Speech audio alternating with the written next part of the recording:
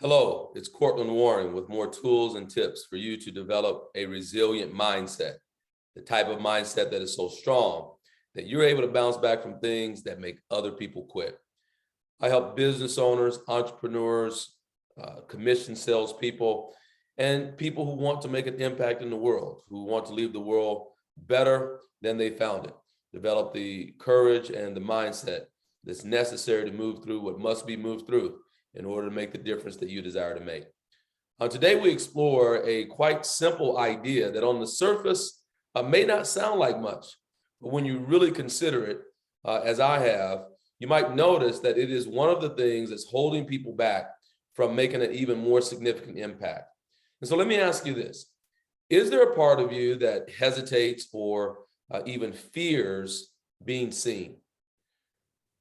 That's right. Are you hesitant because you know that if you make the impact that you desire to make or that you could make, if your business really starts to explode, if you move through and do the things that you know to do already on a consistent basis in a disciplined way, you'll create results that bring notoriety and attention to you.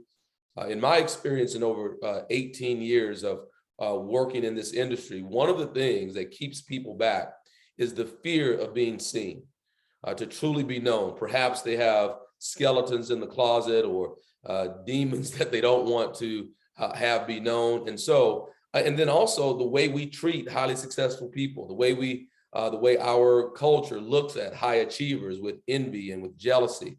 The fear of criticism is very real. And because of that, there are many ideas that go unexecuted. There are businesses that never get started. There's growth that is never experienced because of the fear of being seen. I was working with a client just within the last few days that brought a story to mind that I completely forgotten about because it was so many years ago. But this client that I was working with spoke about how several years ago when she moved into her home, that she had been living there for over 3 years, and she had a guest over who pointed out to her that she had no mirrors in her house. Like, she had been there for 3 years and it hadn't even dawned on her until a guest pointed out, like, you have no mirrors here, right? It's like, what, and for her, it was like a flash of consciousness, like, oh my goodness, you're absolutely right. Now for her, she's definitely moved through it over that time, but it was reflected, it reflected a time in her life where the idea of being seen and being known was so, and not being seen, not being known was so ingrained. It was so part of her, life that she didn't even recognize that she had no mirrors. And it took me back to a story that I experienced in visiting Johannesburg, South Africa. And I went to the township of Soweto, and there with other tourists and, meeting people, and particularly kids in the little township who were excited and, so forth, selling things and looking to move products and whatever, bracelets and beads. And I decided to take some photos with the kids using my phone. And the little selfie idea, we take the photo and then I show it to them, and their excitement became like they were puzzled. Like, it was the most eerie idea. It was like, jubilation and excitement. And then when I showed them my phone, there was like they were perplexed. And I didn't know, I could feel it, but I didn't know what it was. I'm like, oh, okay, right. And then another tourist pointed out to me, or helped me understand that, well, she said, it's likely the first time they've ever seen themselves.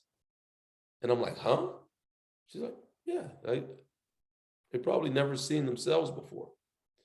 So they knew, and it was weird because they looked at me, and then they would look at the phone, and it's gonna, right? And I was like, wow. And so then as I started to think about, well, yeah, that would make sense based on the living conditions, right? A mirror in the house or their, place where they were living, right? Their home, a mirror would not be part of the furnishings.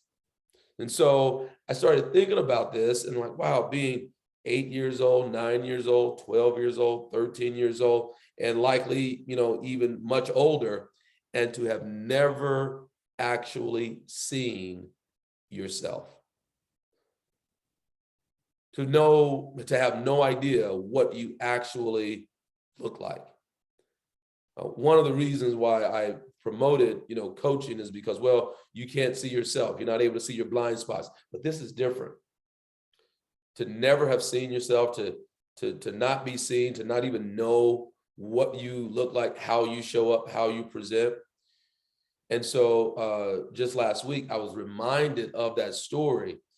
And it took me to, a place of very, a sobering moment, an idea that what is true is, my view, is that we all deserve to be seen and to be known.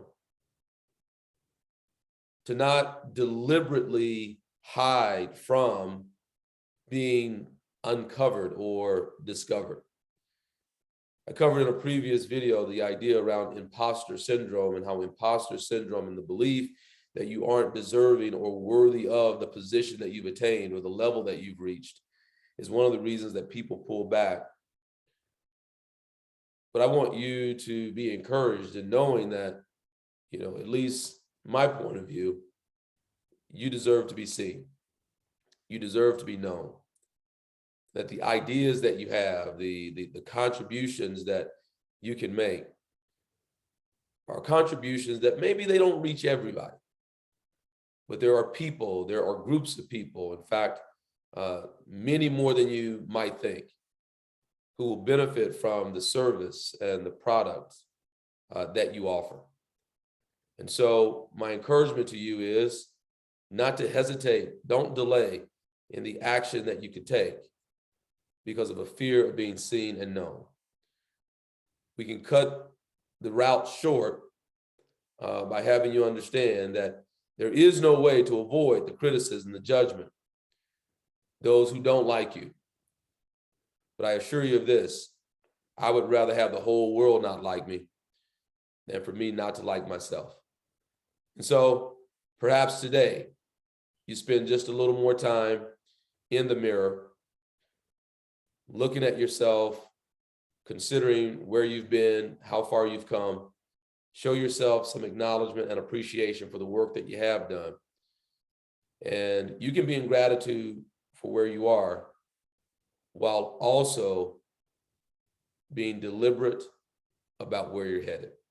I hope this helps. If it does, don't keep it a secret. Share it with someone. If you are a person who desires to make impact, you're an entrepreneur, a business owner, a commissioned salesperson who recognizes the importance of maintaining a resilient mindset, like the page,